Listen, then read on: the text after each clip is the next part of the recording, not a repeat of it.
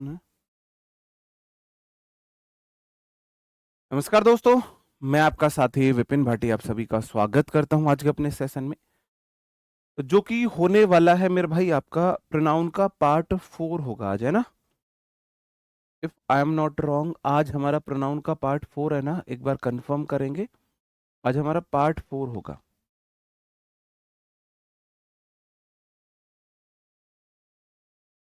Pronoun का part आज हम 4 पढ़ने वाले हैं और आज आपका लास्ट पार्ट भी है ना। आज हम प्रोनाउन को कंप्लीट कर लेंगे। कोई भी एक ऐसा रूल नहीं है कि जो हमने प्रोनाउन का स्किप किया होगा। जी, बताओ कैसे हैं भाई आप सब लोग? ऑल गुड, सब बढ़िया हैं? ठीक है, करते हैं हम अपना। हाँ भाई,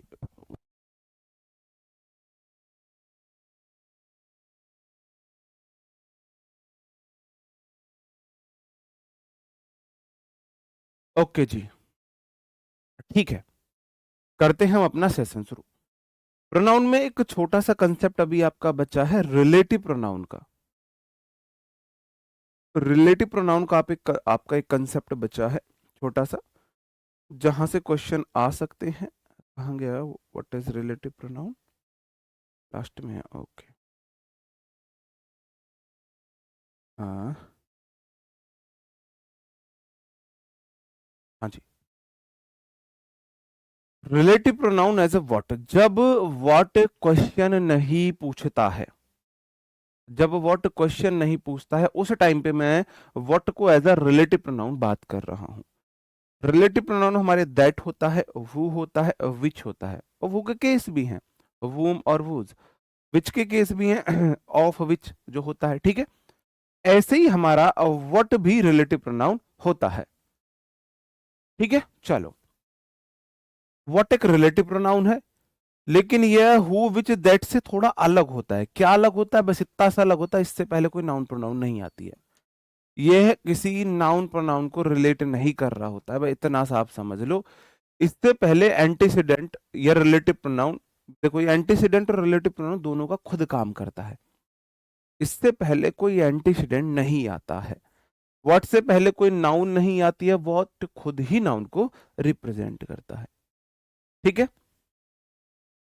जब किसी आइडिया थिंग की बात हो तब हम रिलेटिव प्रोनाउन को व्हाट की तरह यूज करते हैं, है ना। जब हम किसी चीज की बात करें तो जो चीज जो बात हो उसके लिए हम व्हाट का इस्तेमाल करते हैं। I don't know what he want, मुझे नहीं पता व्हाट ही वांट, वह चाहता क्या है। तो जिस चीज को वो चाहता है वो मुझे नहीं पता वो क्या है। तो व्हाट में अपने आप देखो, आई डोंट नो व्हाट मतलब what think, the think that he want. I don't know what का मतलब है the think, the thing that he want. तो यहां व्हाट का मतलब है थिंक दैट। बेसिकली आपको इतना समझना है, व्हाट से पहले कोई नाउन नहीं आएगी, ठीक है। व्हाट से पहले कोई नाउन नहीं आएगी, ओके। चलो, नेक्स्ट क्वेश्चन आप ऐसे ही पहचान लोगे। सी एक्सप्लेन्ड, अब यहां रिलेटिव प्रोनाउन विच आया है। आपको पता है हु या विच या दैट तब आते हैं जब उनसे पहले कोई एंटीसीडेंट हो, कोई नाउन हो। यहां इनसे पहले कोई नाउन नहीं आई है, V2 आई है, तो मैं सिर्फ और सिर्फ वट लगाऊंगा। ये तो बहुत इजी है, बहुत ज्यादा मुश्किल नहीं है इसका मतलब। जी, नाउन में वो भी कराएंगे, वो मैं ना वो मैं आपको वो उसमें कराता हूँ, वन वर्ड में कराता हूँ। मैं वन वर्ड में कराता हूँ। वूज कैसे हो जाएगा? हैपन्ड आगे भी V2 है, वूज तो कोई किसी भी तरह से नहीं हो सकता। मैंने बोला सीधा सीधा सिंपल सा रूल है, रिलेटिव प्रोनाउन तब आ सकता है व्हाट जब उससे पहले कोई नाउन प्रोनाउन नहीं है, तो व्हाट ही आएगा। बस इतना देख लो, बस इतना देख लो, बताओ, ठीक है। नेक्स्ट क्वेश्चन है टेल मी वूम यूसा, तो टेल मी मुझे बताओ, कोई एंटीसीडेंट नहीं है, whom you saw नहीं, what you saw, तुमने क्या देखा, तुमने क्या देखा। टेल मी व्हाट यू सा, एंटीसीडेंट नाउन होता है, नाउन नहीं है। टेल मी व्हाट यू सा, टेल मी व्हाट यू सा। क्लियर है? चलो आगे बढ़े, और कुछ क्वेश्चंस ले लो।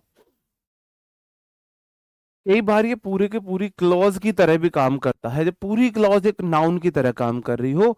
What he said was true, what he said was true, जो उसने कहा वो सच था। तो ही सेड वॉज ट्रू, अब इसने यहां पर व्हाट क्वेश्चन नहीं पूछ रहा है, what he said was true. अब कोई और रिलेटिव प्रोनाउन सेंटेंस के स्टार्टिंग में नहीं आ सकता है, आपको पता है। सेंटेंस के स्टार्टिंग में और कोई रिलेटिव प्रोनाउन आ ही नहीं सकता है, नहीं वो भी नहीं होगा। टेल मी वूम यू सा, नहीं वो भी नहीं होगा। whom did you surprised everyone, what did surprised everyone, whom नहीं what। मैंने आपको पहले ही बताया था, इस दोनों सेंटेंस एफर्मेटिव है, इंटेरोगेटिव नहीं है।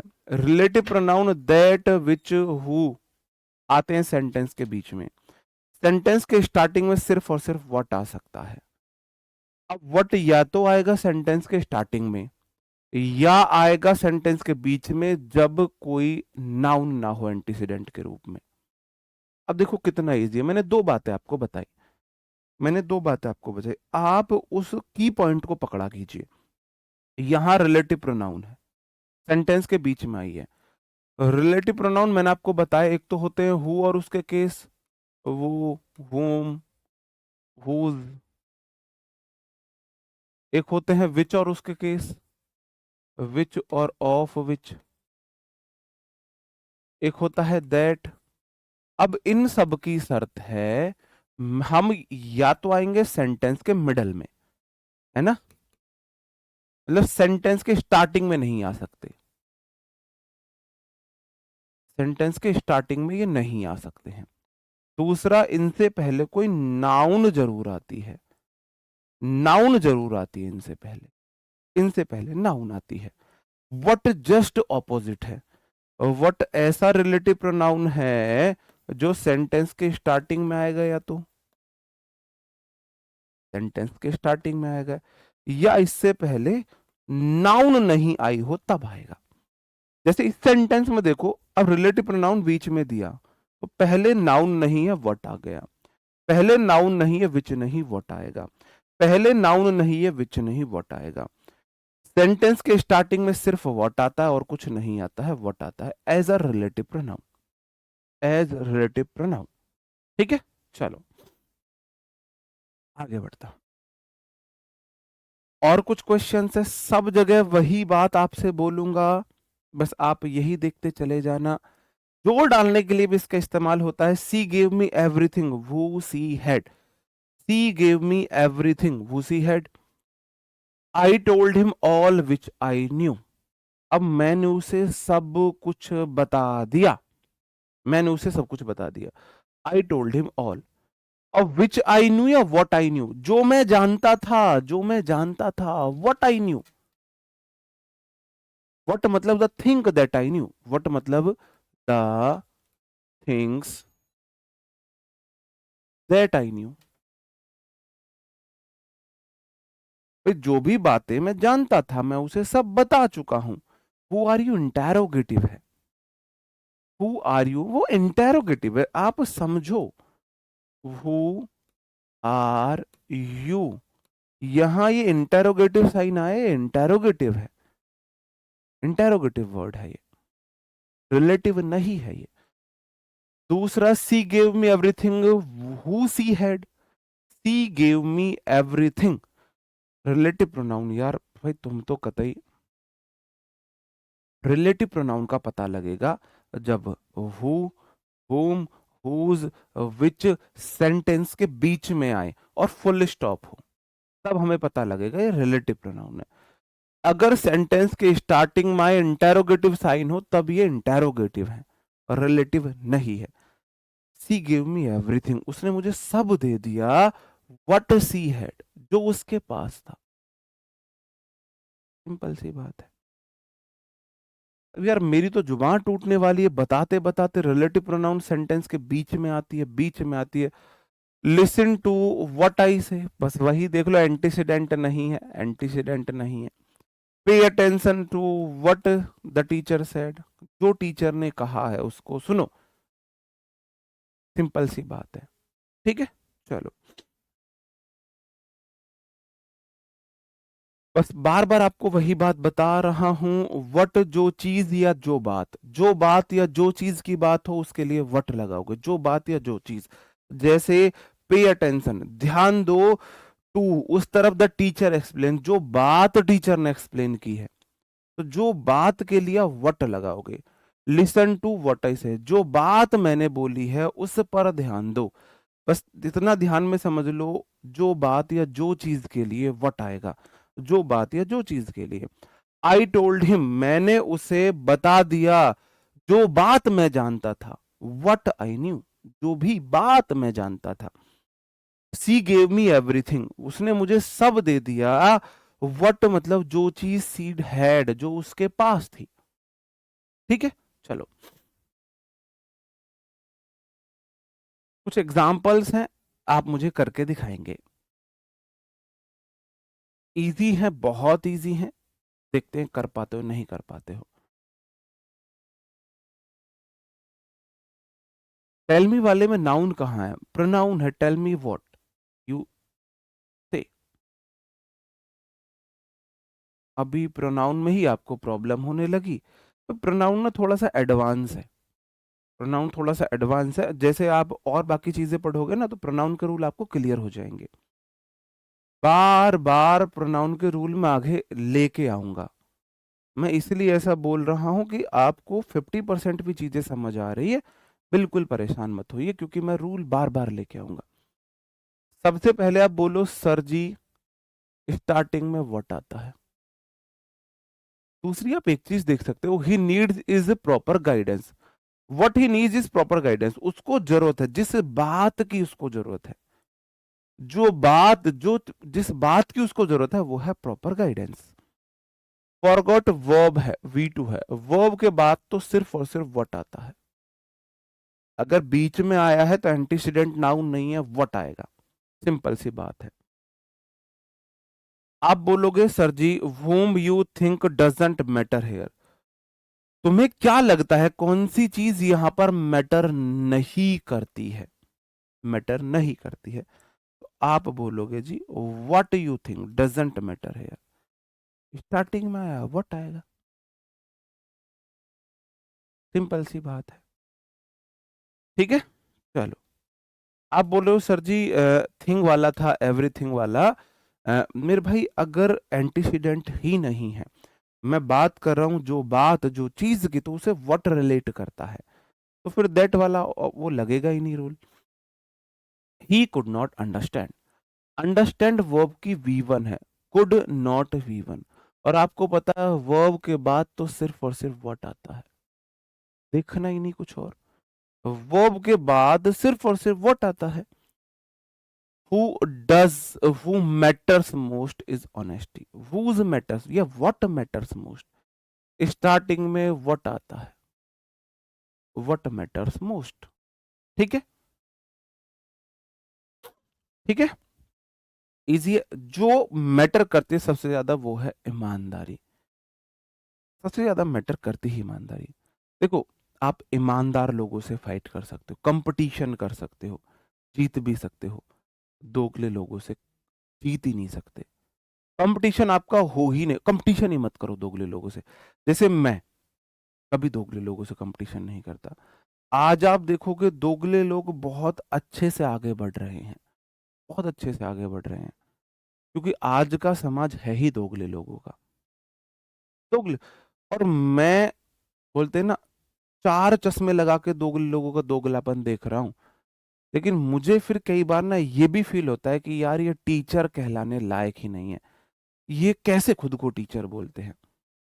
एक स्टूडेंट को नहीं पता होता है, लेकिन जैसे आप स्टूडेंट हो, अब आपको पता है अपनी सच्चाई, कि जो स्टूडेंट रियल में लाइब्रेरी में स्टूडेंट कितनी पढ़ाई कर रहे हैं, कितनी ईमानदारी से पढ़ाई कर रहे हैं, कितने लगन से पढ़ाई कर रहे हैं, है ना? हमें तो ऐसा ही लगता होगा भाई स्टूडेंट बहुत पढ़ रहा है, आपके माँ-बाप को भी ऐसा ही लगता है। लेकिन सच्चाई आपको पता है। आप स्टूडेंट के बीच रह रहे हो कि मैं खुद कितना पढ़ रहा हूँ और मेरा फ्रेंड सर्कल कितना पढ़ रहा है, कितनी ईमानदारी से हम पढ़ रहे हैं। ऐसी मैं टीचर कम्युनिटी में रह रहा हूँ, तो मुझे पता है कौन टीचर कितना ईमानदार, कितना दोगला है। बहुत सारे ऐसे टीचर्स हैं जिनको मुझे मतलब खुद ये शर्म आती है कि ये खुद को टीचर कैसे बोल सकते हैं। इतना दोगला कोई कैसे हो सकता है? मतलब हो भी कैसे सकता है कोई इतना दोगला टीचर होके? कम से कम टीचर प्रोफेशन को बिजनेसमैन मत बनाओ। मतलब इस प्रोफेशन में आके बिजनेसमैन मत बनो, किसी के इमोशन से मत खेलो। आज के टीचर की पहली प्रायोरिटी है स्टूडेंट्स के इमोशन से खेलना। स्टूडेंट के आज पता है इस बिजनेस में ये बिजनेस बन चुका है, अब ये मैं सच बता रहा हूं आपको। पहले क्या होता था, शिक्षा और चिकित्सा दोनों को धर्म माना जाता था, धर्म माना जाता। आज शिक्षा और चिकित्सा ही दोनों सबसे बड़े व्यवसाय हैं और दोनों में ही इमोशन से खेला जाता है। आज शिक्षा, कुछ लोग बचे हुए हैं अंकित सर जैसे, मैं कोई इसलिए नहीं बोल रहा हूं मैं इस प्लेटफॉर्म से जुड़ा हुआ हूं या अंकित सर मेरे बॉस है, नहीं, रियल में मैंने नजदीक से ऑब्जर्व किया है इस चीज को।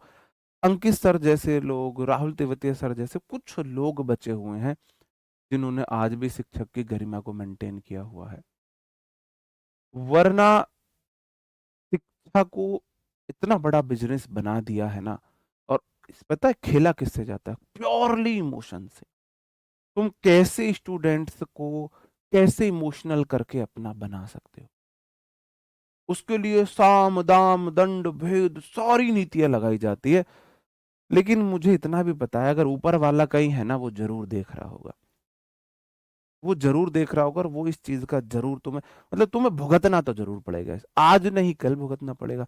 हो सकता है तुम बहुत अच्छा नाम कर लो, पैसा कमा लो, लेकिन किसी दूसरे रूप में वो तुम्हें पनिश तो करेगा भाई, ये मेरा विश्वास है।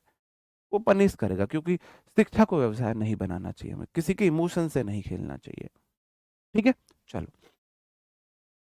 आज मन में ये बात आई, यहाँ ये बात चली, मन में आई, और आपको पता है मेरा ऐसा नेचर है, कोई बात मन में आती है तो मैं डिस्कस कर लेता हूँ, मैं डिस्कस कर लेता हूँ।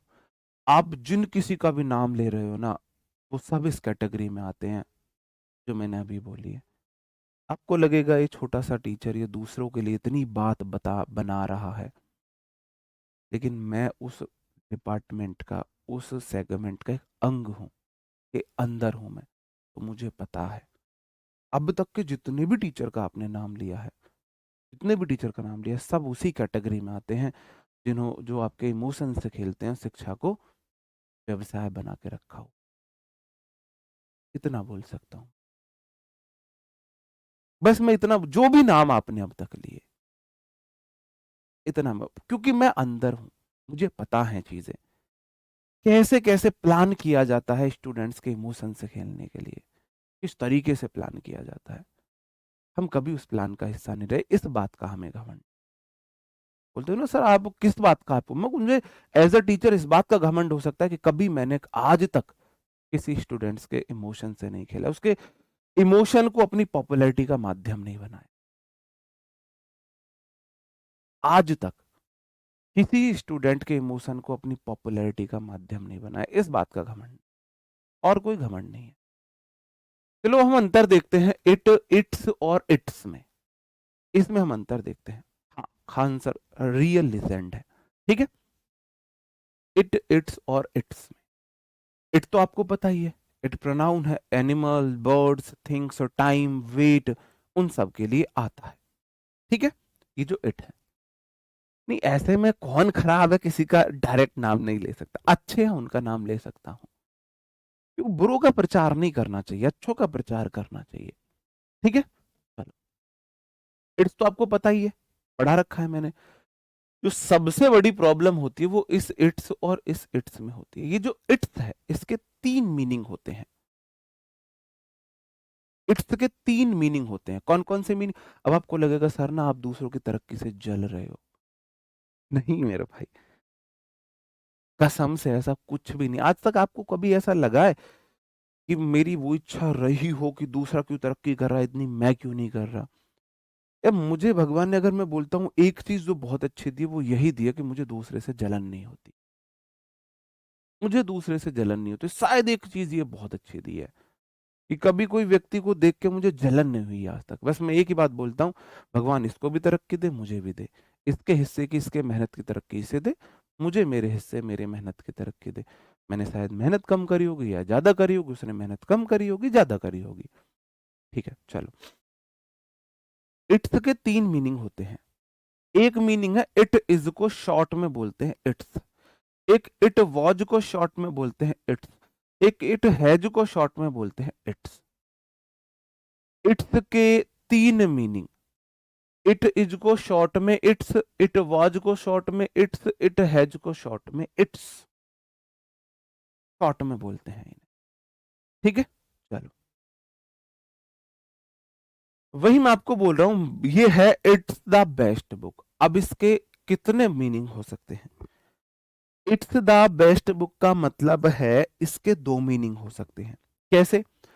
इट्स द बेस्ट बुक मतलब it is the best book, बिल्कुल यह सबसे अच्छी किताब है। और it was the best book, ये भी बिल्कुल ठीक है, बिल्कुल ठीक है।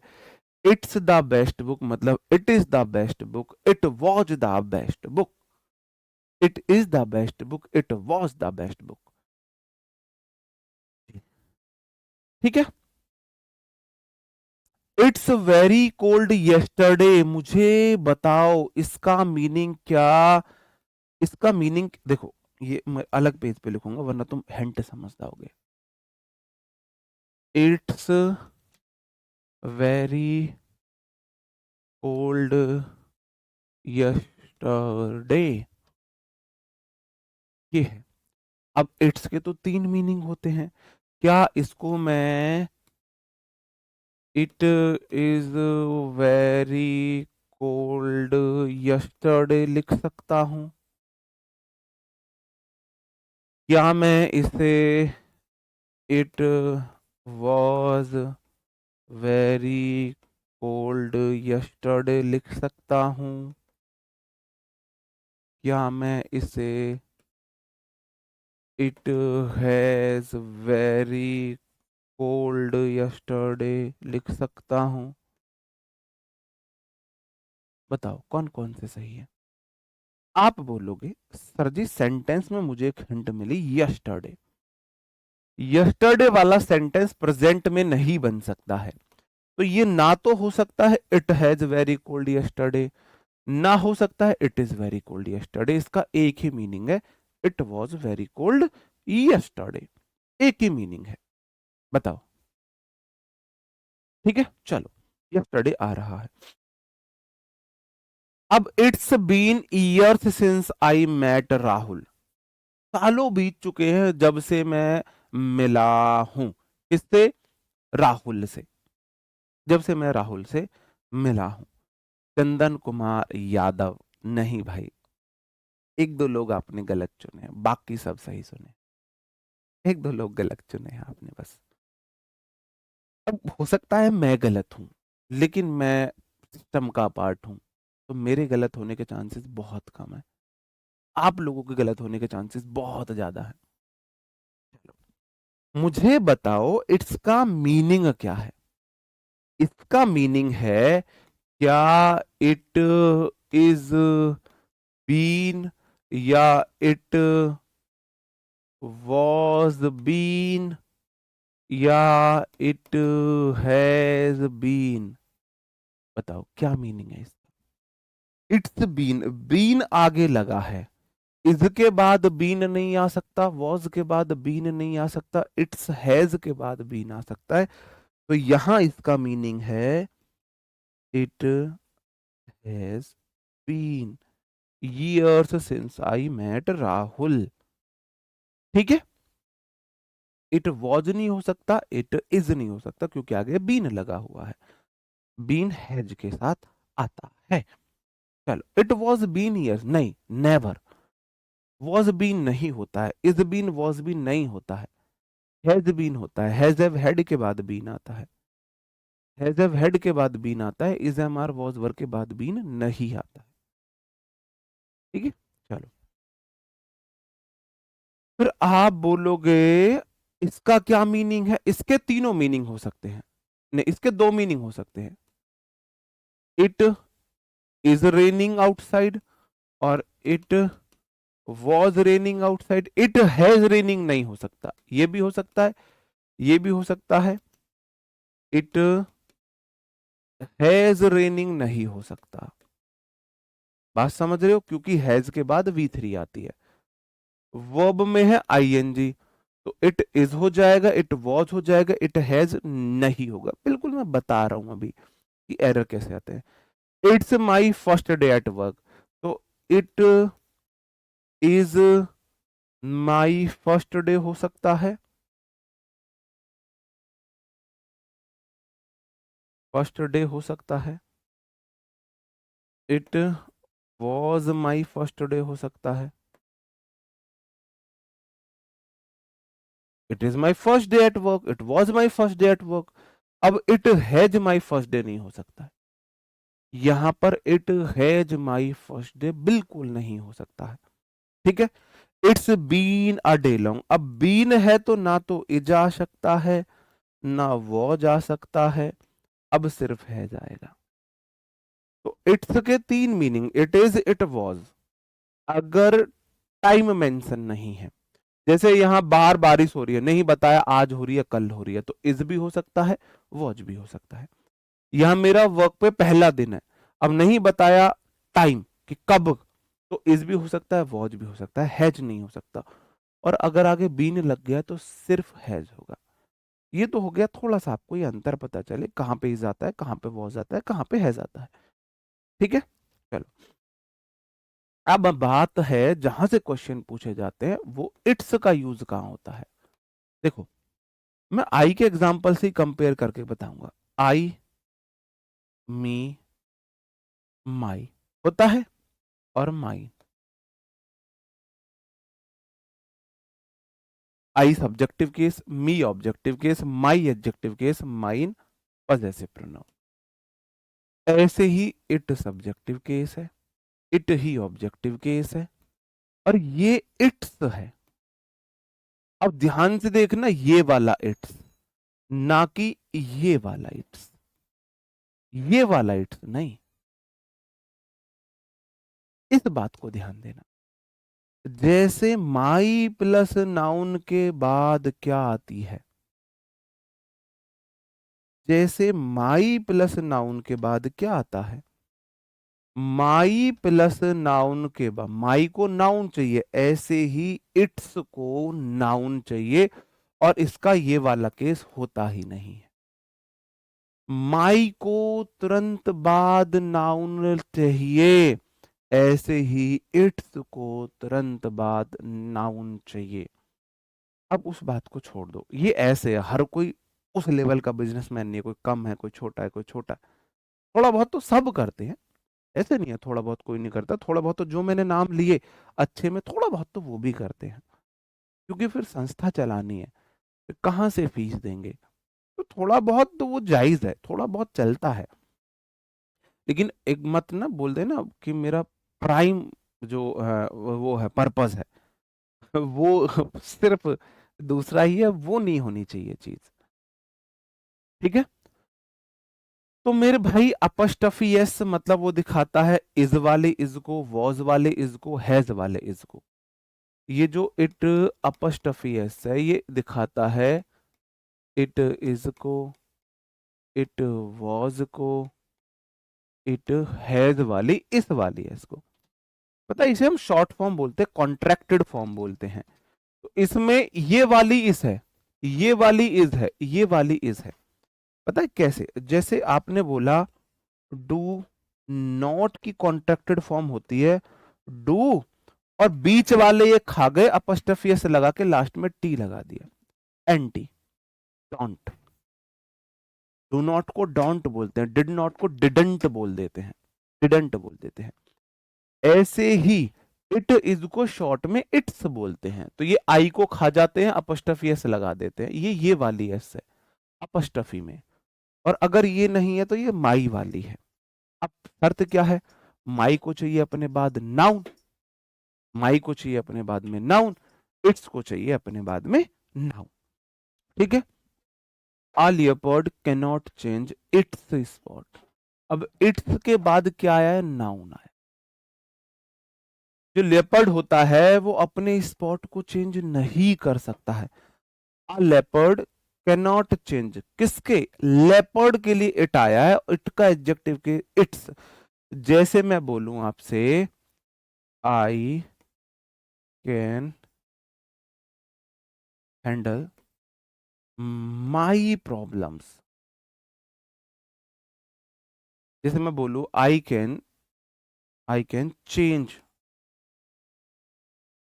My hand writing, I can't change लिखो, आपको थोड़ा ज्यादा अच्छे से समझ में आएगा। चेंज माई हैंड राइटिंग, तो I can't change my writing, I के लिए मैंने माई लगाया, आई के लिए माई, आई के लिए माई। लेपर्ड के लिए आप इट प्रोनाउन करोगे, एनिमल है, और it, it's spot, it's spot, it's spot. A leopard can't change its spot. जैसे आई के लिए माई है, ऐसे ही लेपर्ड क्या है, एनिमल है, एनिमल के लिए आप इट प्रोनाउन करोगे यूज, तो इट्स स्पॉट हो जाएगा। The cat can't clean its fur, जो कैट है अपने फर को क्लीन नहीं कर सकती, ये नाउन है। तो आगे नाउन दिखते ही ये वाला इट्स नहीं आएगा, ये वाला इट्स आएगा। मेरा कहने का मतलब ये है। कुछ एग्जाम्पल्स लेते हैं, बहुत इजी है समझना, बहुत आसान है, सिंपल सी बात है। अगर आगे आपको नाउन दिख जाती है, every student must carry it's, तो नहीं आएगा, यहाँ पे गलत है, यहाँ तो हिज आएगा, his ID card. Every student must carry his ID card आएगा, इट्स नहीं आएगा, यहाँ पे तो गलत है। The company has, the company changed it's rule, अब ये वाला ठीक है। कैसे, आप बोलोगे द कंपनी चेंज, कंपनी के लिए आप इट प्रोनाउन यूज करोगे, कैसे यूज करोगे, मैं बता रहा हूं क्यों यूज करोगे। कंपनी क्या है, कंपनी है नाउन, नाउन के लिए थर्ड पर्सन प्रोनाउन यूज होते हैं, कौन कौन से थर्ड पर्सन है, ही, शी, इट और दे। अब कंपनी कोई व्यक्ति नहीं है तो ही और सी तो नहीं आ सकता, कंपनी सिंगुलर है तो दे नहीं आ सकता, इट आएगा। इसलिए कंपनी के लिए हम क्या प्रोनाउन यूज करते हैं, इट प्रोनाउन यूज करते हैं। तो कंपनी चेंज इट्स रूल, आगे रूल नाउन है, तो नाउन है तो अपॉस्ट्रोफी एस वाला नहीं आएगा, सिंपल वाला आएगा। ठीक है, नेक्स्ट क्वेश्चन है, the car lost its balance. जो कार है, कार के लिए आप इट प्रोनाउन लगाओगे, ऐसी कार कोई व्यक्ति तो है नहीं, तो ही सी तो आ नहीं सकता, एक कार है, दे भी नहीं आ सकता, तो इट प्रोनाउन यूज होगा। इट लॉस्ट इट्स, तो ये वाला नहीं, बैलेंस नाउन है। ए एन सी ई वाले और ई एन सी ई वाले वर्ड नाउन होते हैं, तो बैलेंस नाउन है, तो ये वाला इट्स नहीं आएगा, ये वाला इट्स आएगा। ये तो इट इज हो गया ना, इट इज हो गया। आ ट्री लॉसेस इट्स लीव नहीं आएगा, लीव्स क्या है, नाउन है, तो ये वाला इट्स आएगा, ये वाला इट्स। समझ रहे हो, एक पेड़ होता है अपने पत्ते विंटर में, अपने पत्ते, ट्री उसके पत्ते, ट्री इट है तो इट्स लीव होगा। कार इट है, इट्स बैलेंस। कंपनी इट है, इट्स रूल होगा। एवरी स्टूडेंट के लिए ही यूज करोगे, इसलिए हिज आएगा। देखो स्टूडेंट है नाउन, नाउन के लिए आप यूज करोगे third person, he, she, it, they. अब मेरे भाई प्लूरल तो है नहीं, दे तो नहीं आएगा, व्यक्ति है तो इट तो नहीं आएगा, ही या सी। जब जेंडर क्लियर ना हो, ही को प्रायोरिटी देते हैं। एवरी स्टूडेंट के लिए आप ही प्रोनाउन यूज करोगे, इसलिए उसका केस हिज आएगा। ठीक है, चलो वट का रूल इतना है, सेंटेंस के स्टार्टिंग में वट आता है, अगर पहले कोई एंटीसीडेंट नाउन नहीं है वट आएगा। दो बातें पता होना चाहिए, वट से क्वेश्चन गलत नहीं होगा।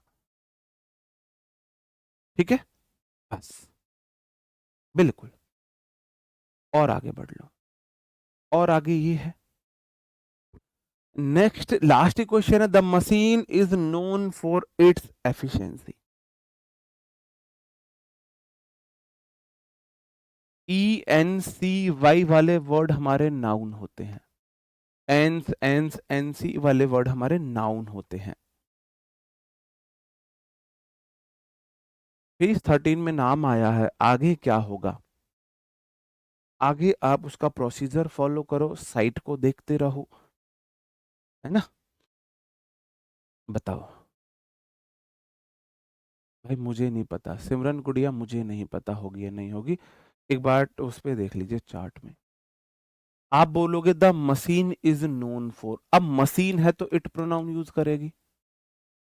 एफिशिएंसी, इट्स आगे नाउन है, तो नाउन के लिए ये वाला इट्स नहीं आएगा, ये वाला आएगा। जैसे बोल के देखो माई एफिशिएंसी, अगर माई एफिशिएंसी ठीक है तो इट्स एफिशिएंसी। एंटीसीडेंट कोई नाउन होता है भाई, अगर उससे पहले कोई नाउन है तो एंटीसीडेंट है, नहीं है तो नहीं है। इतना आसान है इट्स को करना, आप माई लगा के देख लो, क्या माई रूल हो सकता है? आप बोलोगे माई रूल ही तो होगा, आई एम रूल तो नहीं होगा, माई रूल होगा। इट इज रूल तो नहीं होगा, माई रूल होगा। ठीक है, क्या माई बैलेंस हो सकता है? आप बोलो माई बैलेंस होगा तो इट्स बैलेंस होगा, जहां माई वहां इट्स। आप देखो माई लीव्स हो सकता है, मेरी पत्तियां, ऐसे इट्स लीव्स हो जाएगा। माई आईडी कार्ड हो सकता है, इस तरीके से आपको देखना है। चलो, मैंने आपको रिलेटिव प्रोनाउन करा दिया, मैंने आपको इट और इट्स में अंतर करा दिया। अब हमारी जो बात आती है वो आती है रिफ्लेक्सिव प्रोनाउन की। रिफ्लेक्सिव प्रोनाउन बहुत मुश्किल नहीं है। रिफ्लेक्सिव प्रोनाउन का यूज हम कब करते हैं? जब सेंटेंस में सब्जेक्ट और ऑब्जेक्ट दोनों एक ही हो, सेंटेंस में डूअर और रिसीवर एक हो, सब्जेक्ट ने एक्शन खुद किया हो, उसे रिसीव भी खुद किया हो, वहां पर हम रिफ्लेक्सिव प्रोनाउन की का यूज करते हैं। सब्जेक्ट और ऑब्जेक्ट सेम हो, वहां पर रिफ्लेक्सिव प्रोनाउन यूज होता है। एक्शन क्या हुआ है? एक्शन हुआ है भाई साहब चांटा मारने का। किसने मारा? आई ने। किसको मारा? खुद को। आई स्लैप्ड माई सेल्फ। एक्शन क्या हुआ है? चांटा मारने का। किसने मारा? मैंने। किसको मारा? खुद को। आई स्लैप्ड माई सेल्फ। जब एक्शन भी वही करे, उसे रिसीव भी वही करे, ऐसे केस में हम रिफ्लेक्सिव प्रोनाउन का इस्तेमाल करते हैं। ठीक है, एक्शन हो। अब आप बोलो सर सब्जेक्ट कॉम्प्लीमेंट क्या होता है? जब सब्जेक्ट कोई एक्शन ना करके उसके बारे में बताया जाए। जैसे मैं बोलूं आई एम आ टीचर, अब यहां आप बोलोगे सर जी आई भी सब्जेक्ट है और टीचर आई ही तो है, तो ये भी तो रिफ्लेक्सिव केस नहीं, यहां कोई एक्शन नहीं हुआ। बिल्कुल, यहां कोई एक्शन नहीं हुआ है, यहां टीचर आई को बोला गया, आई के बारे में एक्स्ट्रा इंफॉर्मेशन मिली है, इसलिए ये क्या है? ये कॉम्प्लीमेंट है,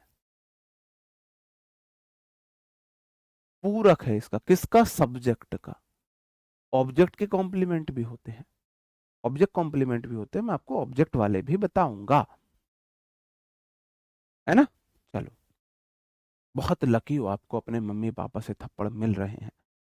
दुनिया का सबसे लकी इंसान वो है जो अपने माँ बाप और गुरुओं से पिटा है। वो कभी आपने हमारी जनरेशन वालों को आपने कभी सुसाइड करते हुए नहीं देखा होगा, रेयरली केस में देखा होगा। हमारी क्लास में, मैं आपको बताऊं, हमारी क्लास में 12-13 गर्ल्स थी और 17-18 हम बॉयज थे, लगभग 20 का हमारा क्लास में स्टूडेंट्स थे। और जब हमारे टीचर मारा करते थे, बहुत पिटे हैं हम, तो क्वेश्चन कराया, नहीं हुए खड़े हो जाओ, वो गर्ल्स हाथ ऊपर कर लो, बॉयज मुर्गा बन जाओ। तो जो इंसान 18-20, 15-20 गर्ल्स के बीच मुर्गा बना हो, उसकी सेल्फ रेस्पेक्ट कहां बची है फिर? मुर्गा बनने के बाद फिर हाथ पकड़ के 360 हमें कूटते थे। तो भाई अब एक बात मुझे बताओ, जब मैंने उस लेवल का ह्यूमिलिएशन झेल लिया, ह्यूमिलिएशन उस लेवल का झेल लिया, तो कभी किसी की डांट फटकार, इससे मेरे को क्या ही फर्क पड़ेगा? आजकल के बच्चे, अगर टीचर ने थोड़ा सा हाथ लगा दिया, पीट दिया, तो भाई साहब माँ बाप एफआईआर करने के लिए तैयार हो जाते हैं। फिर वही बच्चे जब समाज में आके थोड़ी सी बेइज्जती उनको सहन होती है, तो भाई साहब सुसाइड करने लगते हैं, सुसाइड करने में लगते हैं। बताओ। तो हम बहुत लकी हैं, हम बहुत लकी। और एक कंडीशन, सबसे वर्स्ट कंडीशन क्या होती थी? लड़कों को मुर्गा बन जाओ लाइन से, लाइन से मुर्गा बना के। और हमारे टीचर इस जल्लाद किस्म के थे, जो डंडा होता था ना, उसको पकड़ने के लिए भी, खुद के लिए देखो कितनी उनके अंदर वो थी, उसको पकड़ने के लिए भी उसके ऊपर कपड़ा लपेटते थे, जिससे कि क्वेश्चन बन जाए, पकड़ने में गद्दा सा फील हो। डंडे के ऊपर कपड़ा लपेट के और फिर डंडा पकड़ के लाइन से मुर्गा बना के फिर पीछे से मारते थे, बहुत मारते थे। इसलिए डिप्रेशन हमारे आसपास साइड से निकल जाता है, डिप्रेशन आने के निकल निकल यहां से। डिप्रेशन हमें नहीं आ सकता भाई, अब थोड़ा बहुत तो आ सकता है, वो अलग चीज है। आजकल के बच्चों में डिप्रेशन इसीलिए है, उन्होंने वो जिल्लत, वो चीजें झेली ही नहीं है। वो क्या जाने 10-15 गर्ल्स के बीच में पिटना कैसा फील होता है। अब पहले दिन पिटे तो बड़ा फील होता है, और फिर जब रोज पिटने लगे तो फर्क ही नहीं पड़ता है मेरे भाई, है ना? हाँ जी। चलो, अब समझे, आई स्लैप्ड माई सेल्फ, मैंने खुद को चाटा मारा, सब्जेक्ट ने ही एक्शन किया है। ठीक है, चलो, जो जो मुर्गा बना है उसको दिक्कत नहीं है। अब देखो, सेल्फ वाले जो वर्ड होते हैं, सेल्फ या तो आएगा सेल्फ या फिर आएगा सेल्फ। ये रिफ्लेक्सिव भी होते हैं और एम्फेटिक प्रोनाउन भी होते हैं। अब एम्फेटिक कब होते हैं? जब नाउन ही जोड़ डाले। I myself did this work, मैंने खुद किया ये काम, मैंने खुद किया है ये काम। I myself, I myself, I myself. जी बताओ। I myself did this work. अब मैं यहां पर देखो, काम कुछ और है, दिस वर्क मेरा ऑब्जेक्ट है, सब्जेक्ट ऑब्जेक्ट सेम नहीं है। जब सब्जेक्ट पे एम्फेसाइज किया जा रहा हो, एम्फेटिक प्रोनाउन मतलब थोड़ा एम्फेसाइज कर रहा है, जोर डाल रहा है, बिल्कुल। तो यहां पर माई सेल्फ जो है वो एम्फेटिक प्रोनाउन है। क्या है? माई सेल्फ एम्फेटिक प्रोनाउन है। सब्जेक्ट पर जोर डालने के लिए अगर सेल्फ या सेल्फ्स आए तो वो एम्फेटिक प्रोनाउन है, और अगर ऑब्जेक्ट के रूप में आए तो रिफ्लेक्सिव प्रोनाउन है। अंतर समझे? अगर सब्जेक्ट के तुरंत बाद आए, वर्ब से पहले आए एम्फेटिक है, वर्ब के बाद आए रिफ्लेक्सिव है, वर्ब से पहले एम्फेटिक, वर्ब के बाद रिफ्लेक्सिव। तो ये तो हो गई पहचान। होते कैसे हैं? आई का होता है माई सेल्फ, वी का होता है आवर सेल्फ, प्लूरल में लगता है सेल्व्स। क्या लगता है प्लूरल में? सेल्व्स लगता है, सेल्व्स। यू का होता है योर सेल्व्स, ही का होता है हिमसेल्फ, सी का होता है हर सेल्फ, इट का होता है इट सेल्व्स, और दे का होता है देम सेल्व्स। इसका योर सेल्फ भी होता है, आप योर सेल्फ ज्यादा यूज करना, योर सेल्फ। ठीक है, सिंगुलर में सेल्फ, प्लूरल में सेल्व्स। अब एक चीज का याद रखना, कभी भी किसी सेंटेंस में रिफ्लेक्सिव प्रोनाउन या एम्फेटिक प्रोनाउन आए तो उससे पहले जो नाउन आई है वो उसका आएगा, किसी और का आ ही नहीं सकता है। कुछ एग्जाम्पल से समझने की कोशिश करते हैं। Myself Rohan from India, कभी भी रिफ्लेक्सिव प्रोनाउन या एम्फेटिक प्रोनाउन सेंटेंस का सब्जेक्ट नहीं बन सकता है, इंडिविजुअल नहीं बन सकता। तो myself Rohan from India गलत है, I am Rohan from India होगा, सब्जेक्ट नहीं बनेगा। I myself will check your notebook, ये ठीक है, यहां ये एम्फेटिक प्रोनाउन है। क्यों? क्योंकि आई के बाद आया है, वर्ब से पहले आया, वर्ब से पहले आया, ऊपर वाला गलत है। अंडरस्टूड है? ही के लिए himself will look into the matter, बिल्कुल ठीक है। ही सब्जेक्ट के बाद आया और एम्फेटिक प्रोनाउन है, वर्ब से पहले आया है। I myself will check your notebook, मैं खुद तुम्हारी नोटबुक चेक करूंगा, खुद चेक करूंगा, किसी और पे नहीं करूंगा। वह खुद मैटर को देखेगा, किसी और को नहीं दिखाएगा, खुद देखेगा। बताओ। अतुल देसवाल मेरे भाई, आप मेरे को डीएम करना टेलीग्राम या इंस्टा पे, मैं आपको एक नंबर दूंगा, आप उनसे बात करना, तो आपकी प्रॉब्लम रिजॉल्व हो जाएगी। 13 दिन तक अगर बुक नहीं आई तो इट्स अ बिग प्रॉब्लम। ठीक है, चलो अब देखते हैं। अगर सेंटेंस में सब्जेक्ट खुद एक्शन रिसीव करे तो सब्जेक्ट का रिफ्लेक्सिव केस हम लेंगे। किसका? सब्जेक्ट का लेंगे। अन्य कोई ऑब्जेक्ट हो तो रिफ्लेक्सिव केस नहीं आता है, नहीं आता है। बताओ।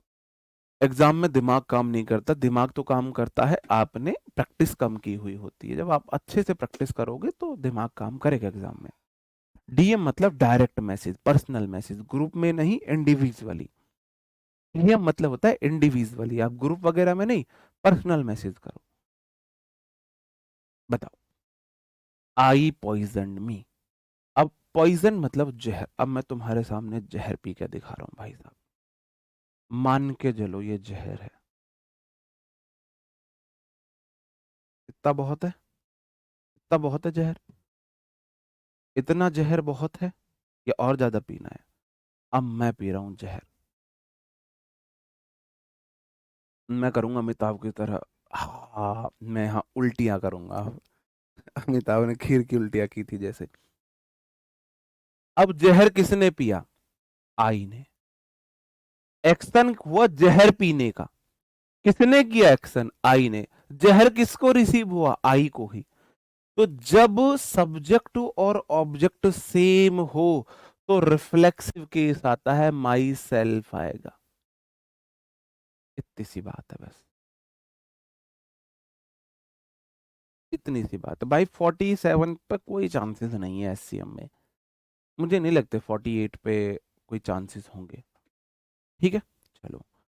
दे loved their self so much that they thought of no one else, उन्होंने इतना ज्यादा खुद को प्यार किया, उन्होंने किसी और के बारे में सोचा ही नहीं, किसी और के बारे में सोचा ही नहीं। अब मैंने बोला किसने लव किया? दे ने। किसको किया? खुद को किया। लेकिन दे का रिफ्लेक्सिव केस क्या होता है? प्रीवियस ईयर का क्वेश्चन है। दे का रिफ्लेक्सिव केस होता है देमसेल्व्स। दे का रिफ्लेक्सिव केस होता है देमसेल्व्स। एक तो आपसे क्वेश्चन पूछा जा सकता है रिफ्लेक्सिव केस गलत यूज कर दिया हो, दे का देमसेल्व्स गलत यूज कर दिया हो, तो ये पूछा जा सकता है, पूछा गया ये प्रीवियस ईयर में।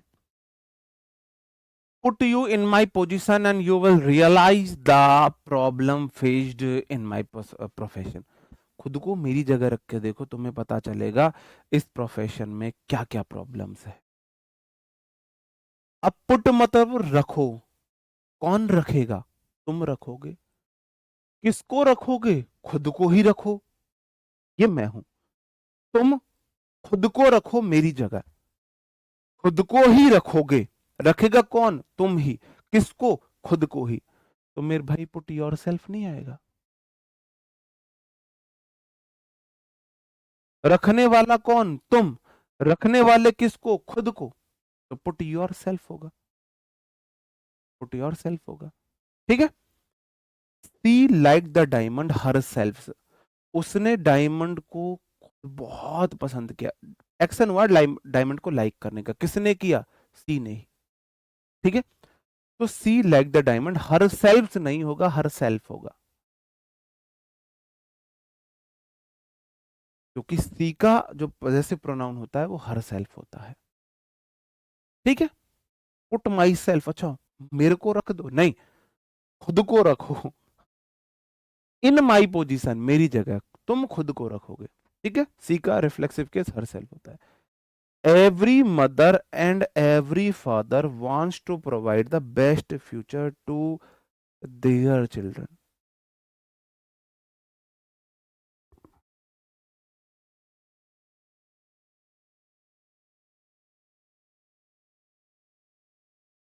ये तो ठीक है, ये तो इसका एरर है ही नहीं,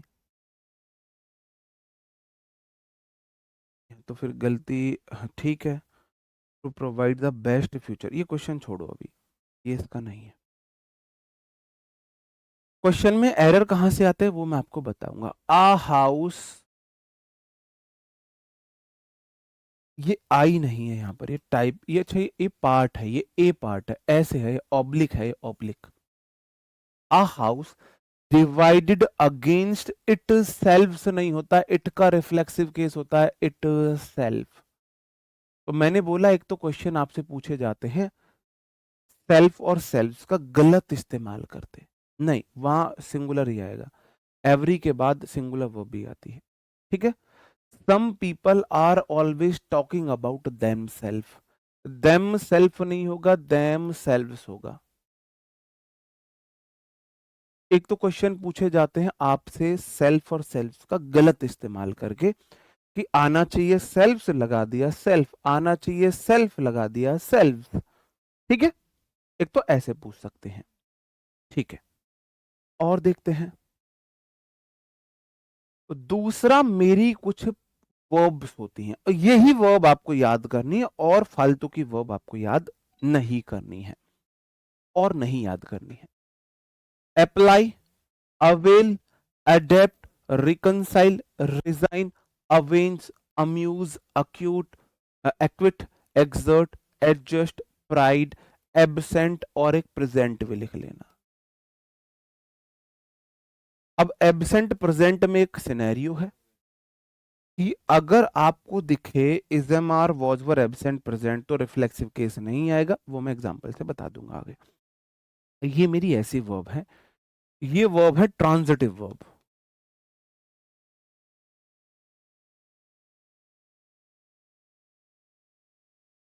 ट्रांजिटिव वर्ब्स को हिंदी में बोलते हैं सकर्मक क्रिया, सकर्मक क्रिया। मतलब ये एक सहकर्म, ऐसी क्रियाएं हैं जो कर्म को साथ लेके चलती हैं।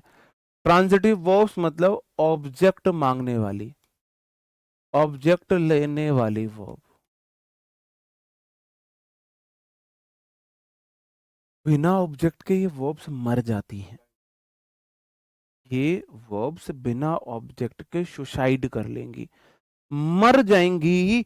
ये वर्ब्स बिना ऑब्जेक्ट के रह ही नहीं सकती हैं, बिना ऑब्जेक्ट के नहीं रह सकती हैं। अब ऑब्जेक्ट क्या होता है, ऑब्जेक्ट क्या होता है, अब आप मुझे बताओ सर। ऑब्जेक्ट ये होता है, ऑब्जेक्ट मतलब इनके बाद, इन्हें ऑब्जेक्ट चाहिए तो इन्हें अपने बाद चाहिए कोई नाउन या प्रोनाउन। सही बात है।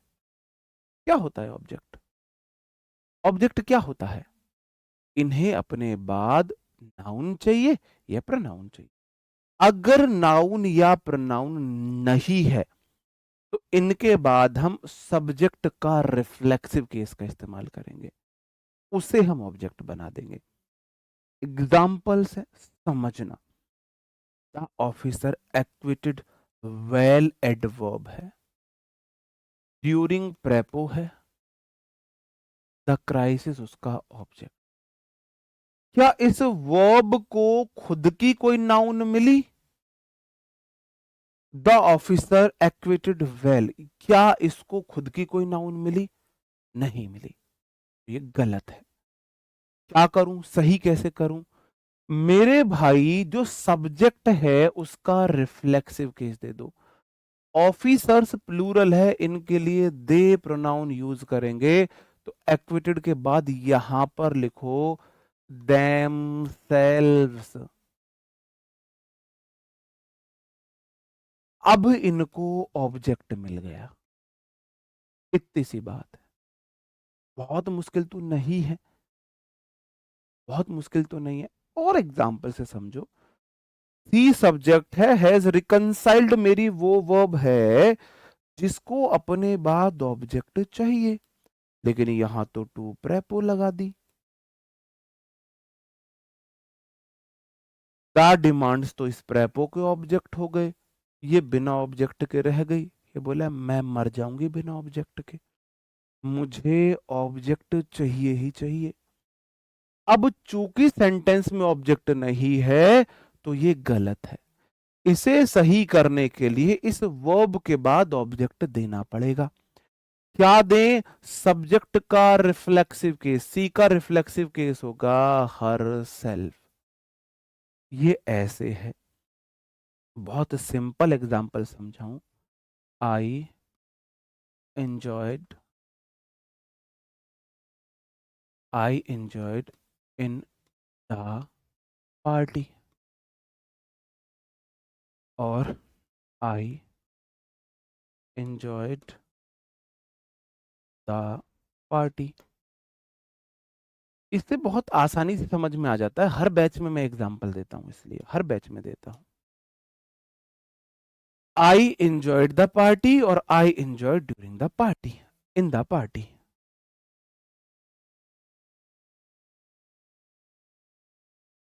सही कहते हैं। इंग्लिश एक लैंग्वेज है, लैंग्वेज में कभी आप परफेक्ट नहीं हो सकते, कहीं थोड़ी बहुत कमी हमेशा रहेगी। आप बोलोगे सर जी एंजॉयड वो वर्ब है जो आपने अभी बताई, देखो ये रही वो वर्ब। एंजॉय इसमें लिखा हुआ है? नहीं लिखा हुआ, एंजॉय लिख लो।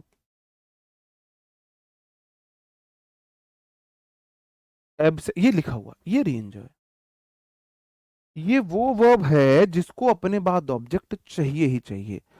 इस वाले सेंटेंस में enjoyed V2 in prepo, the party उस प्रेपो का ऑब्जेक्ट। एंजॉय को कुछ नहीं मिला, मर जाएगी ये। इसे जिंदा करो तो आपको लिखना पड़ेगा माई सेल्फ। अब ठीक है। अब नीचे वाला सेंटेंस बताओ, क्या नीचे वाला सही है? क्या नीचे वाला सही है? नीचे वाला बिल्कुल सही है। I subject enjoyed verb, the party इसका ऑब्जेक्ट है। अब ऊपर वाले का मतलब है मैंने पार्टी में एंजॉय किया, नीचे वाले का मतलब है मैंने पार्टी एंजॉय करी। तो या तो आप पार्टी एंजॉय करोगे या पार्टी में एंजॉय करोगे। पार्टी एंजॉय करी मतलब बढ़िया बढ़िया ब्रांड ब्रांड थी, आपने बढ़िया बढ़िया चखना था, आपने बढ़िया से पार्टी को एंजॉय किया। पार्टी में एंजॉय किया, आपके यार दोस्त फ्रेंड सर्कल थे, आपने बढ़िया से मस्ती करी सबके साथ, तो आपने पार्टी में एंजॉय किया। अंडरस्टूड? नीचे वाला सही है। भाई वर्ब को ऑब्जेक्ट चाहिए, मिल गया ऑब्जेक्ट। ऐसे ही ये मेरी वर्ब्स हैं, इनमें आपको खुद बताना है फटाफट। अब मुझे आप थोड़े से मैच्योर लग रहे हो, बिना इतना दिमाग लगाए काम नहीं चला है। इतना तो ये दिमाग एक वो चीज है, जितना खर्च करोगे उतना निखरेगा। इसकी कैपेसिटी कभी खत्म नहीं हो सकती। और वो बोल रहा है भाई मैं दिमाग क्यों लगाऊं। तरस आ रहा है भाई मेरे को आप पर, तरस आ रहा है। एक बात बताओ, मुझे जो इंग्लिश आती थी मैंने आप लोगों को पढ़ाई बताई, उससे मेरी इंग्लिश वीक हुई या और अच्छी हुई? उससे मेरी इंग्लिश और अच्छी हुई। तो मैंने इंग्लिश में दिमाग लगाया तो मेरा दिमाग निखरा इंग्लिश में, शार्प हुआ मेरा माइंड। तो दिमाग लगाया करो यार, किस लिए है ये? द स्टूडेंट एक्सर्ट, एक्सर्ट क्या है मेरे भाई? एक ऐसी वर्ब है स्टूडेंट्स करना जिसको अपना ऑब्जेक्ट चाहिए। आप बोलोगे जी themselves लगा दो, ठीक है, स्टूडेंट्स कर दिया मैंने प्लूरल, themselves हो जाएगा। You will have to apply, आगे टू लग गया, प्रेपो नहीं, प्रेपो दे दी, वर्ब नहीं है, तो यू का रिफ्लेक्सिव केस आ जाएगा योर सेल्फ, योर सेल्फ। ठीक है, आगे बढ़ जाता हूं। कुछ टेस्ट योर सेल्फ है, कैसे करोगे? आई प्राइड ऑन प्रेपो है, ये बोला है मैं मर जाऊंगे बिना रिफ्लेक्सिव केस के, तो माई सेल्फ आएगा, माई सेल्फ आएगा। We should avail of prepo है, इसको रिफ्लेक्सिव केस नहीं दिया तो you should avail yourself लगा दो, इतना तो इजी है। The teacher along with his followers absented, V2 है, क्या है यहां पर, ये प्रेपो है, यहां पर क्या आ जाएगा, द लीडर के लिए हिमसेल्फ, क्योंकि इसको ऑब्जेक्ट चाहिए। अब यहां क्वेश्चन मेरा आया एबसेंट प्रेजेंट वाला, अब मैं यहां बताता हूं आपको एबसेंट और प्रेजेंट,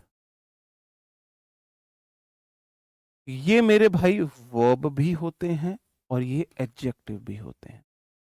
अब ये वर्ब कब है, एडजेक्टिव कब है? अब मैंने बोला is, am, are, was, were, plus हो प्रेजेंट या एबसेंट, तो यहां वाले is, am, are, was, were के बाद एबसेंट प्रेजेंट मेरे एडजेक्टिव होते हैं।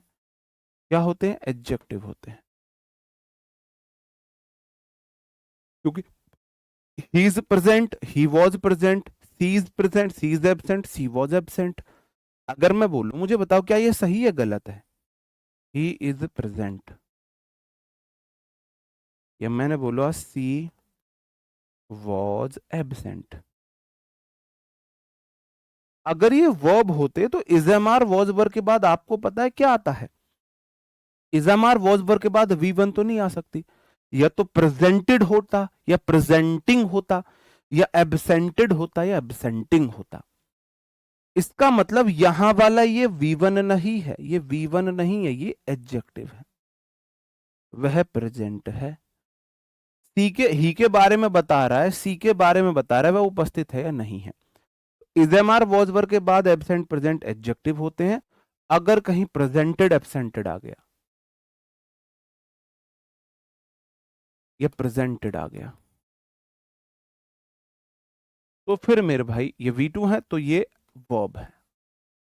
ये देख लो इजएमआर वॉज वर्ब के बाद ही ये एडजेक्टिव है, वरना ये वर्ब है। आपने देखा था यहां वाले सेंटेंस में एब्सेंटेड है, एब्सेंटेड V2 है, V2 है तो वर्ब है, वर्ब है तो रिफ्लेक्सिव केस लेगा, एडजेक्टिव है तो रिफ्लेक्सिव केस नहीं लेगा। ठीक है, चलो आगे बढ़ते हैं। यार भाई ऐसे चला लो,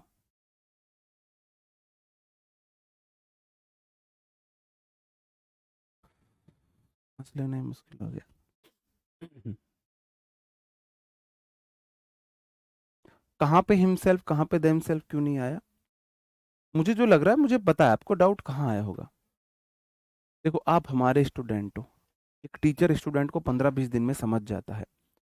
आप बोल रहे हो सर यहाँ पे हिमसेल्फ क्यों आया है ना, द जो लीडर है ना ये सिंगुलर है, ये मेरा सब्जेक्ट है, ये तो प्रेपो है, ये तो उसके ऑब्जेक्ट है, और रिफ्लेक्सिव के सब्जेक्ट का आएगा, और ये बात आपको क्लियर समझ आएगी सब्जेक्ट वर्ब एग्रीमेंट में। आज डलवा दूंगा मैं, आज नाउन की डलवा दूंगा वर्कशीट और फिर प्रोनाउन की। इसका मैं सॉल्यूशन नहीं कराऊंगा, जो नाउन प्रोनाउन की वर्कशीट में डलवाऊंगा इसका सॉल्यूशन नहीं कराऊंगा, इसका सॉल्यूशन मैं ऑलरेडी करा चुका हूं यूट्यूब पर। आपको सिर्फ डालना है Vipin Bhati sir noun worksheet, Vipin Bhati sir pronoun worksheet, सिर्फ यूट्यूब पर इतना डालोगे आपको मिल जाएंगे सॉल्यूशन। मैं जो प्रैक्टिस कराऊंगा वो एडिक्विटी बेस्ड नए क्वेश्चंस की कराऊंगा, ये सिर्फ आपकी प्रैक्टिस के लिए है।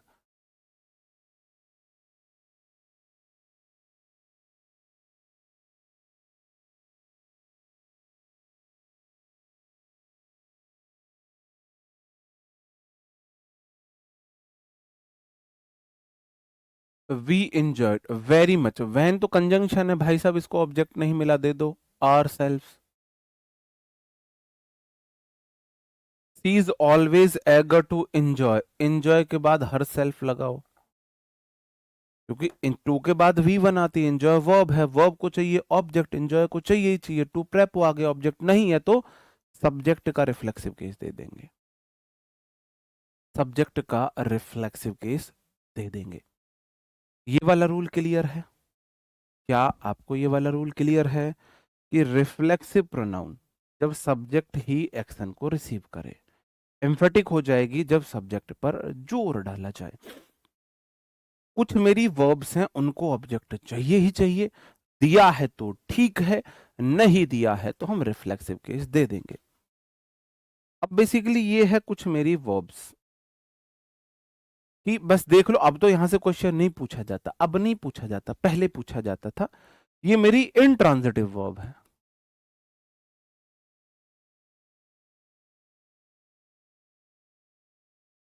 मतलब ये अकर्मक क्रियाएं हैं, अकर्मक क्रियाएं,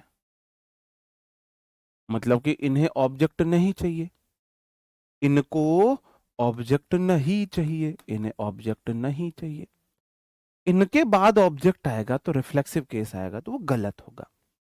keep stop turn qualify bath move rest hide, keep stop turn qualify bath move rest hide, keep stop turn qualify bath move rest hide, ये मेरी ऐसी वर्ब्स होती हैं।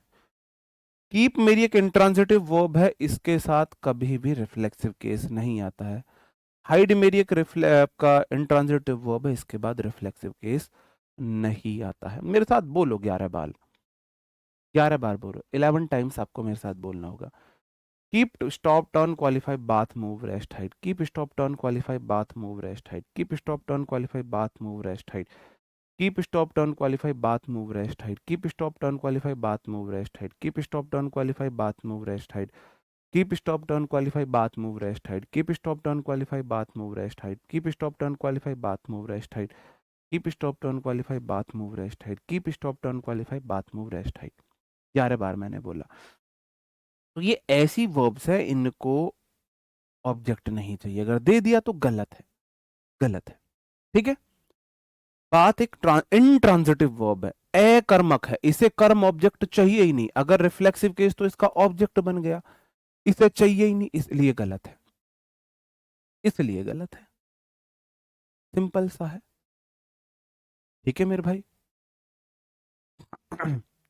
ये इंट्रांजिटिव वर्ब है, इन्हें ऑब्जेक्ट चाहिए ही नहीं हो। फास्ट बोल रहे हो, मैं इसलिए फास्ट बोल रहा हूं क्योंकि मैं ये आज से नहीं बोल रहा, ये मैंने आपको वो तरीका बताया। देखो ये, अब देखो ये कुछ वर्ब्स हैं, जब मैं वो वाली पहली वर्ब्स भी बता सकता हूँ आपको, acute, avail, amuse, amends, reconcile, resign, pride, absent, present, exert, ये सब वर्ब है मेरी पहले वाली, क्योंकि ये वर्ब चार्ट थे कुछ, ये स्पेशल केस में आते हैं, तो मैंने इनकी लिस्ट बनाई थी शॉर्ट डायरी, और उस शॉर्ट डायरी का मैं रोज रिवीजन किया करता था। उसी से इंस्पायर होके आप लोगों ने बहुत बोला सर अपनी शॉर्ट डायरी निकालो, शॉर्ट डायरी निकालो, तब फिर मैंने आपके लिए एक ऐसी बुक बनाई कि ये चीजें याद करने वाली हैं। ये रूल सीधे सीधे क्यों ना मैं आपको खुद अपने नोट्स दे दूं, जो मेरी बुक है वो एक प्रकार से मेरे खुद के नोट्स, मेरे नोट्स है। नहीं, क्वालिफाई, अगर क्वालिटी लिखा हुआ है गलत है, मैंने नहीं देखा, क्वालिफाई है। Keep stop turn qualify, quality तो एडजेक्टिव हो जाएगा। ये सारे वर्ब है, सारे वर्ब है। ठीक है, अंडरस्टूड। अब एक चीज और पढ़ना चाहोगे?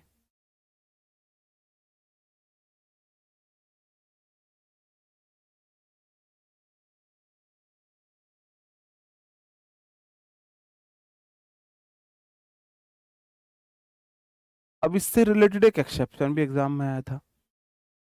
अब एक चीज पढ़ना चाहोगे या नहीं पढ़ना चाहोगे?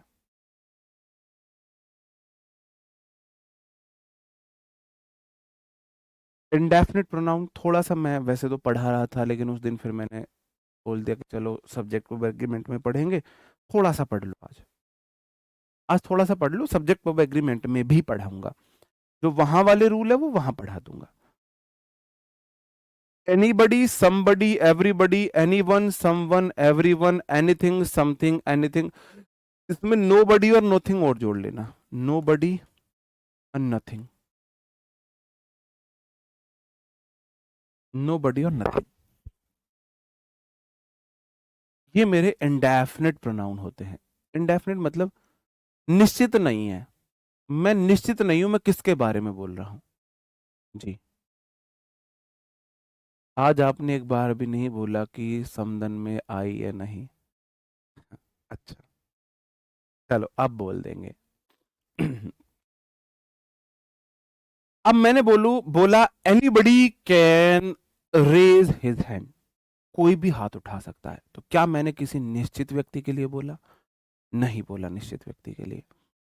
मैंने बोला everyone is capable to achieve his dreams, हर कोई अपने ड्रीम्स को अचीव करने में सक्षम है।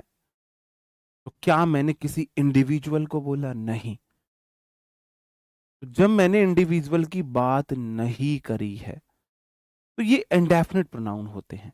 ठीक है, अब इसमें होता क्या है, इसमें देखो जो होते हैं बड़ी वाले या वन वाले, anyone, everyone, no one, someone, everybody, anybody, nobody, somebody, ये आते हैं किसी व्यक्ति के लिए। ठीक है, और वो व्यक्ति कौन होता है? सिंगुलर होता है। क्या होता है? सिंगुलर होता है, एक व्यक्ति के लिए आते हैं। Anybody, everybody, nobody, somebody, anything, everything, sorry, anyone, everyone, no one, someone. अगर मैंने बात कर दी थिंग की, तो थिंग आता है वस्तु के लिए,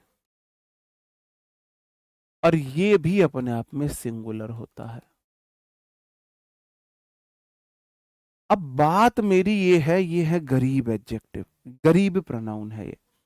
जैसे मैं, मेरे पास भगवान के दिया हुआ सब कुछ है, जो एक इंसान को हैप्पी लाइफ, हैप्पीली लिव करने के लिए चाहिए, वो मेरे पास भगवान ने सब कुछ दिया हुआ है। मैं गरीब नहीं हूं, हाथ पैर सही सलामत है। पहले बहुत बीमार रहता था, अब धीरे धीरे वो भी ठीक होने लगा हूँ, साइटिका भी ठीक होने लगा है, बहुत हद तक ठीक है। तो मैं कोई गरीब नहीं हूँ। गरीब वही है, मुझे आज तक जो सबसे बेस्ट बात लगी, वो राजपाल यादव जी की एक बात लगी, उनसे किसी ने बोल दिया कि सर अब कैसा फील होता है, अब आपका समय थोड़ा सा खराब चला गया। समय खराब? किसने बोला मेरा समय खराब? मैं यहाँ बैठा हुआ हूँ, आपके सामने बात कर रहा हूँ, मेरी जुबान चल रही है, मेरा हाथ पैर चल रहे हैं, मैं आंखों से देख पा रहा हूँ, इसको आप समय खराब बोलते हो? समय खराब उनका होता है साहब, जो व्यक्ति बोल नहीं पाता है, लकवा मार गया है, जुबान नहीं चल रही है, पूरा बॉडी पैरालाइज हो चुकी है, हार्ट फेल हो गया है, किडनी खराब हो गई है, कैंसर हो गया है, एक्सीडेंट में हाथ पैर कट चुके हैं, उनका होता है समय खराब। अगर मेरी पूरी बॉडी फिट है, किस बात का मेरा समय खराब है? वो ना, उसने मुझे अंदर तक, पहले मैं थोड़ा बहुत सोच लिया करता था कि यार नहीं ऐसा हो, ये वो, शायद हम इतने लकी पर्सन नहीं है, ये वो, उस उसको देखने के बाद मेरा एकदम से मतलब थॉट प्रोसेस ही बदल गया है। अब मैं अपने आप को बहुत लकी मानता हूँ, बहुत बहुत अच्छा समय चल रहा है मेरा, आप लोगों को भी यही मानना चाहिए। अगर आप इस सक्षम हो कि आप एक फोन में एक गवर्नमेंट जॉब की तैयारी कर सकते हो, शाम के टाइम खाना बेशक रूखा मिले, मिल पा रहा है, आपकी जुबान सही चल पा रही है, बोल पा रहे हो, आप आंखों से देख पा रहे हो, हाथों से काम कर पा रहे हो, पैरों से चल पा रहे हो, आपसे लकी कोई है ही नहीं। आपका समय खराब हो ही नहीं सकता, है ना? हाँ जी, ठीक है। अब ये बात यहां तक कैसे आई? ये बात यहां तक इसलिए आई, गरीब अमीरी से आई। तो मेरे भाई ये गरीब प्रोनाउन है। अब देखो कैसे है ये गरीब प्रोनाउन, ये केस उधार लेते हैं। आई एक प्रोनाउन है, इसका ऑब्जेक्टिव केस मी हो गया, एडजेक्टिव केस माई हो गया, पजेसिव प्रोनाउन माइन हो गया, रिफ्लेक्सिव प्रोनाउन माई सेल्फ हो गया। हो गया कि नहीं हो गया? हो गया। अब मुझे बताओ कि एवरीबडी, ये भी एक प्रोनाउन है। अब भाई साहब ये तो सब्जेक्टिव ऑब्जेक्टिव केस हो गया, इसका एडजेक्टिव केस क्या है, रिफ्लेक्सिव केस क्या है, पजेसिव प्रोनाउन क्या है? बताओ क्या है इसका? दिख तो पा रहा है, कम दिख पा रहा है, तब भी बहुत लकी हो, बहुत लकी हो। कभी ये इमेजिन करके देखो, जिनको कम दिख पा रहा है, आधे घंटे के लिए आंखों पे पट्टी बांध के देखो। जो पैर से थोड़े से प्रॉब्लम है चलने में, 1 घंटे के लिए अपने पैर को ऊपर बांध के एक पैर पे चल के देखो। जिनको थोड़ा कम दिख पा रहा है वो अपनी आंखों पे पट्टी बांध के बिल्कुल ब्लाइंड आधे घंटे के लिए होके देखो, तो आपको पता लग जाएगा आप कितने लकी हो। जो थोड़ा सा हकला के बोलते हैं, वो आधे घंटे के लिए अपनी जीभ को बंद करके बोल के देखो, बिना जीभ के बोल के देखो, तो आपको पता लगेगा आप कितने लकी हो। पता लगेगा आप कितने लकी हो। नहीं, ऐसा नहीं है। अविनाश गुप्ता जी, मैं इस बात से एग्री नहीं करता हूं। गरीबी आपको सब कुछ सिखाती है। गरीबी आपको इस समाज का रियलिटी चेक देता है। रियलिटी चेक देती है गरीबी। बुरा वक्त बहुत जरूरी है। जिसने लाइफ में बुरा वक्त नहीं देखा ना, वो बहुत अनलकी है। बहुत अनलकी है। बहुत ज्यादा अनलकी है। लकी वही है जिसने लाइफ में बुरा वक्त देखा है। हाँ जी, चलो। अब एवरीबडी के पास अपने केस है नहीं है। अब मैंने बोला आई डू माई वर्क, मैं अपना काम कर रहा हूं, तो आई को तो मैंने माई दे दिया। अब मैंने बोला everybody does should, I should do बोल दूं, शुड डू माई वर्क, मुझे अपना काम करना चाहिए। एवरीबडी शुड डू, अब मैं क्या करूं? अब मैं क्या करूं? इसको कौन सा केस दूं?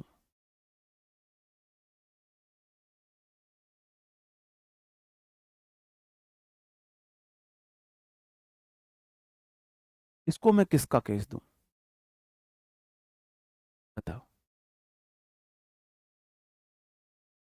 बहुत बढ़िया कविता जी, सिस्टर, बहुत बढ़िया, अच्छी बात है। थैंक यू बोला करो भगवान को अगर उसने आपको बुरा वक्त दिया। हमने तो बहुत देखा है, तुम बिलीव नहीं करोगे इतना बुरा वक्त हमने देखा है।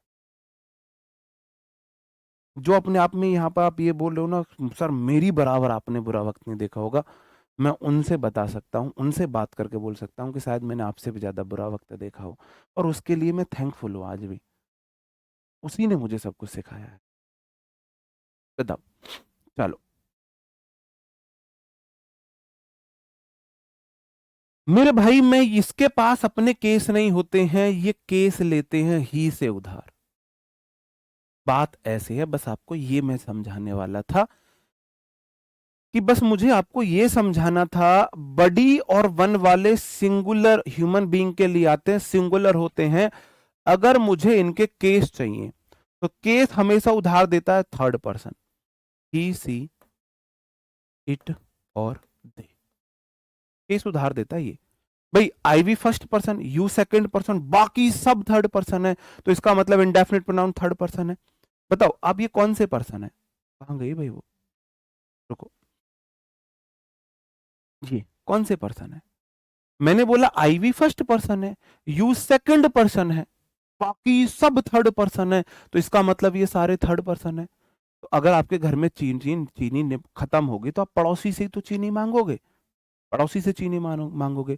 नमक खत्म हो गया तो पड़ोसी से नमक मांगोगे। तो ऐसे ही ये मेरे सारे थर्ड पर्सन है, I we first person, you second person, बाकी सब थर्ड पर्सन। तो ये वन बड़ी थिंक वाले थर्ड पर्सन से केस मांगेंगे, थर्ड पर्सन से केस मांगेंगे। अब मेरे भाई ये आते हैं ह्यूमन बीइंग के लिए, अब इट तो हो वह निर्जीव के लिए, इट से केस नहीं ले सकते।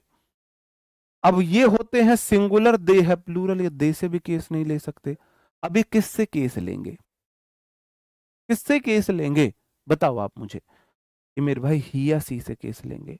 लेकिन everybody, anybody, nobody, somebody, everyone, anyone, no one, someone, पता चल रहा है लड़की है लड़का, जेंडर क्लियर नहीं है। तो आपको लगता है ग्रामर अंग्रेजों की है, वहां भी पुरुष प्रधानता चलती है। जब जेंडर क्लियर ना हो, मैं प्रायोरिटी मेल को दूंगा, प्रायोरिटी मेल को दूंगा। तो मेरे भाई बडी और वन ही से केस उधार लेते हैं। अब वही सोचो, थिंग जो होता है, अब थिंग वस्तु के लिए आता है, ही व्यक्ति के लिए आता है, सी व्यक्ति के लिए आता है, तो ये तो अब नहीं आ सकते। अगर मैं थिंग की बात करूं, ये आ गया बड़ी वाला केस। अब मैं थिंग की बात करता हूं, मेरे पास वही ऑप्शन है, ही, सी, इट और दे, यही मेरे पास ऑप्शन है। पहली बात, थिंग है सिंगुलर, तो दे तो नहीं आएगा। दूसरी बात ये है नॉन लिविंग बीइंग, तो ना ही आएगा ना सी आएगा। तो थिंग अपने केस उधार लेता है इट से, थिंग अपने केस इट से उधार लेगा।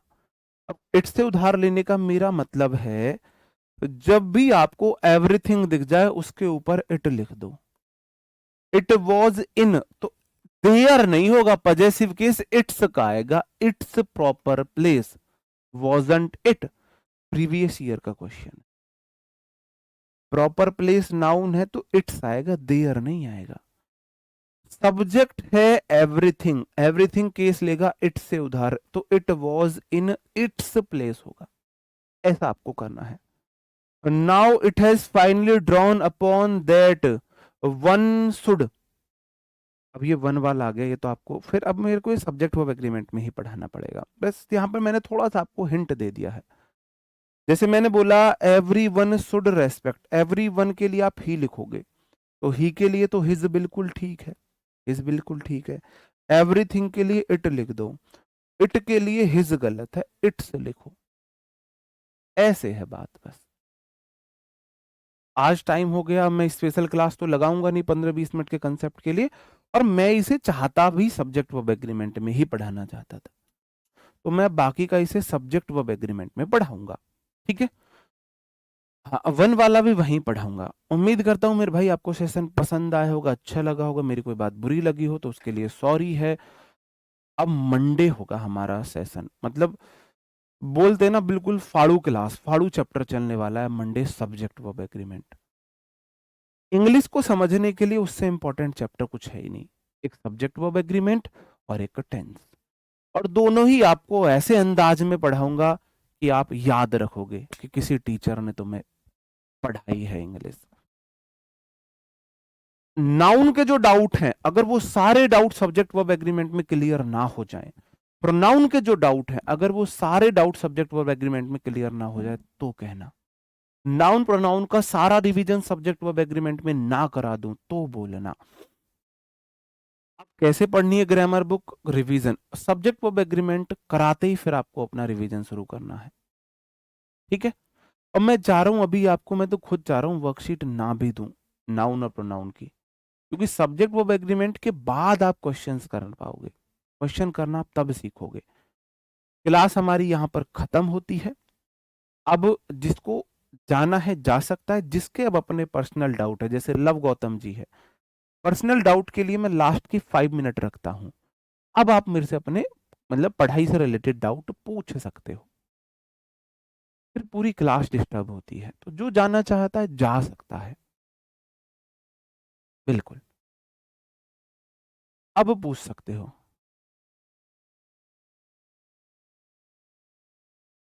टेलीग्राम पर वर्कशीट में डालूंगा, मैं जैसे नाउन की दे दूंगा, कुछ क्वेश्चन से नहीं हो पाएंगे आपसे नाउन के, पहले ही बता रहा हूं, नाउन के क्वेश्चन आपसे नहीं हो पाएंगे कुछ, तो बिल्कुल परेशान नहीं होना है, सब्जेक्ट वर्ब एग्रीमेंट के बाद वो भी होने लगेंगे। बताओ, और बताओ। भाई मेरे अकॉर्डिंग तो खरीदना चाहिए, बाकी आपकी मर्जी है।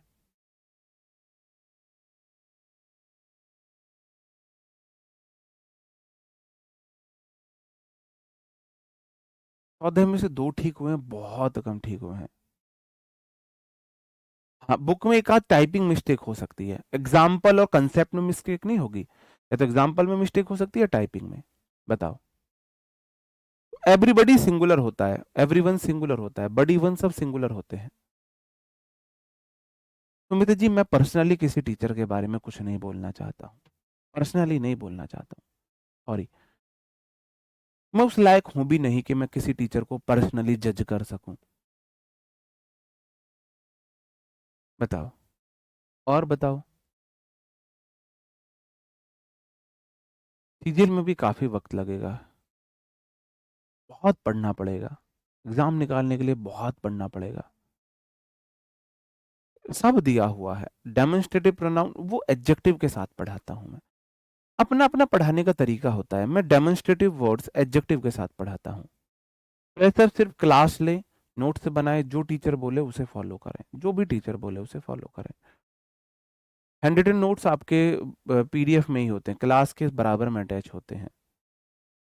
मैं अपने सब्जेक्ट का क्विज अपने टेलीग्राम चैनल पर दे रहा हूं, बाकी का मुझे नहीं पता है।